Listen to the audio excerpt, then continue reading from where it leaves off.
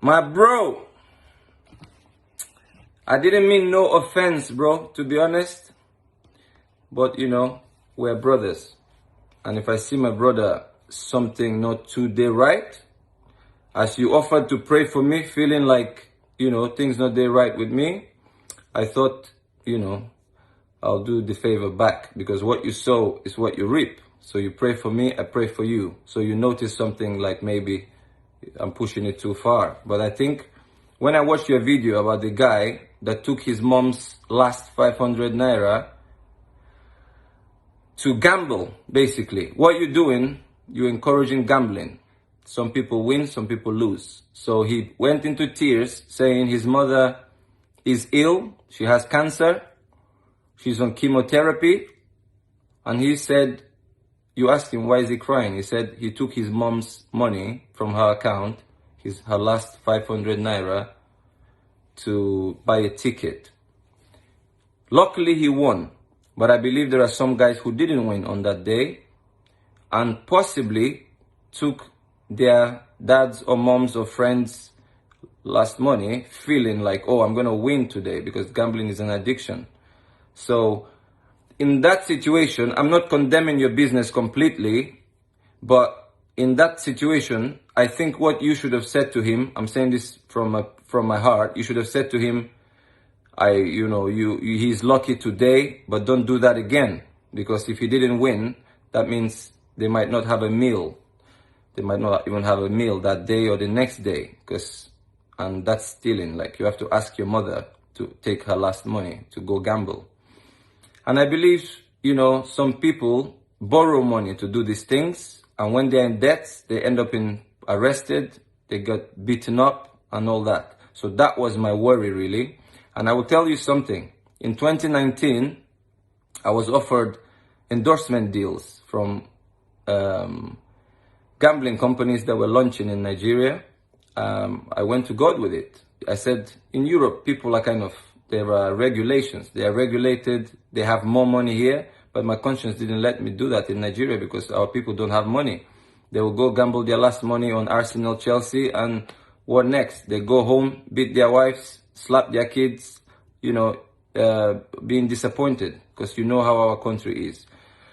So I said no. And I went to God with prayer and I believe I had an answer. So I heard his voice and he said, do what you want. God doesn't force us to do things. But he said, I hope you trust me with your finances. So it was a good offer.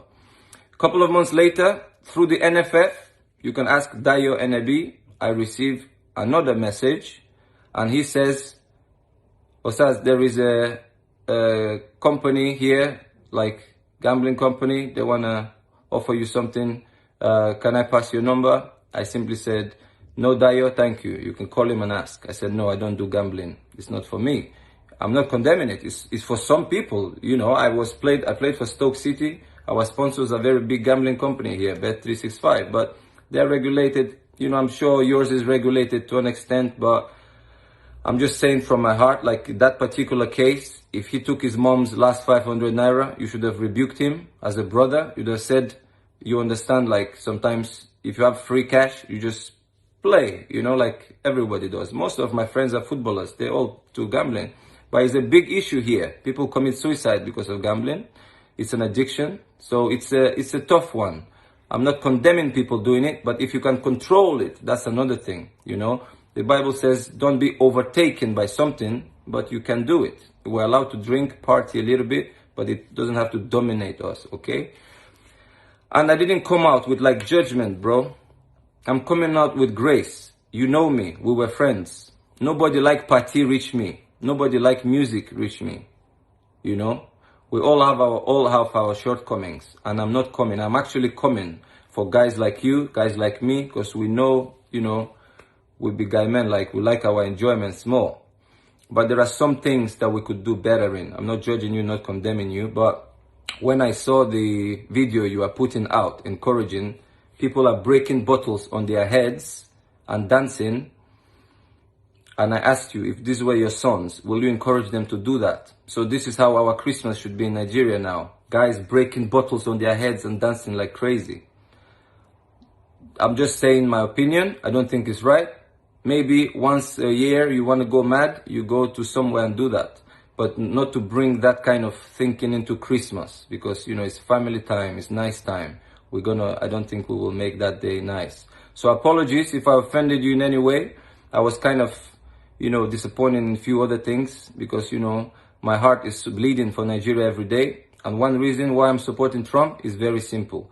Lockdown means death for lots of our people. We all witnessed what was happening during the crisis we recently lived through.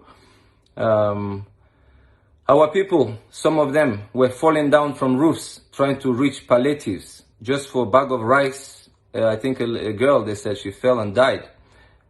People grabbing goats and chickens and running away.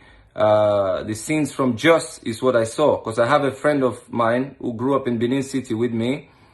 She lives in Jos. She sent me pictures. I used to send her money. I haven't heard from her for 2 weeks, and I honestly hope she didn't commit suicide, to be honest, because she hasn't messaged. 2 weeks ago, I sent her 50,000 naira to just keep herself going. Before that, I sent her some money because she has 2 sons. When she sent me a photo on Instagram, she had only margarine in her fridge. No bread, nothing to eat. So now she lost her 2 sons because the father had to take them. She's from Jos. The father had to take them because she can't look after 2 boys. And it's heartbreaking to see a mother go away from the kids. I believe you and your brother loved your mom a lot, and we have a soft spot for our moms. So what I'm saying is, he shouldn't have taken his mom's last 500 naira to go and gamble. But apologies if I offended you in any way. You know, good friend will always say the truth to someone. I appreciate your worry about me, that you feel something is not all right. But you know what I do all day? I pray for Nigeria, because our naira has gone down, and I don't see the budget for 2021 is not looking good. It's going to be a lot of troubles in Nigeria. I read articles, 2 million people displaced since the lockdowns. Hunger will be a problem. Famine will be a problem. You see bandits all over the place, robbing, taking women away into the forest. I think, you know, people don't see this, but I read the articles. Somebody from Abuja sends me articles from Nigeria, and every day it's hurting to see that. You know, we can't export petrol as we used to, so our economy will really be hit. I'm sorry again. You remain my favorite singer of all time, both of you. I'm not saying this because I want to make up with you. You were my favorite. You will remain my favorite because you were just the best. And I liked the innocent songs that you guys used to sing, and your beats are the best in the world. And the lyrics you had, they kind of had meaning. They were relevant to our society. So let's not go too far and start Americanizing, because, you know, we keep our uniqueness, not to conform to anyone else. That's actually what I'm trying to say. So all I'm doing now is encouraging our people. I pray for our people every day, because I see harder and harder times coming, because our economy has taken a hit, and I don't see it rebounding in the near future. God bless you, bro. And you have a half Russian wife.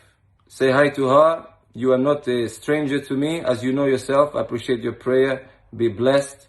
And I'm sorry again if I offended you in any way. Bro, you be my guy, man.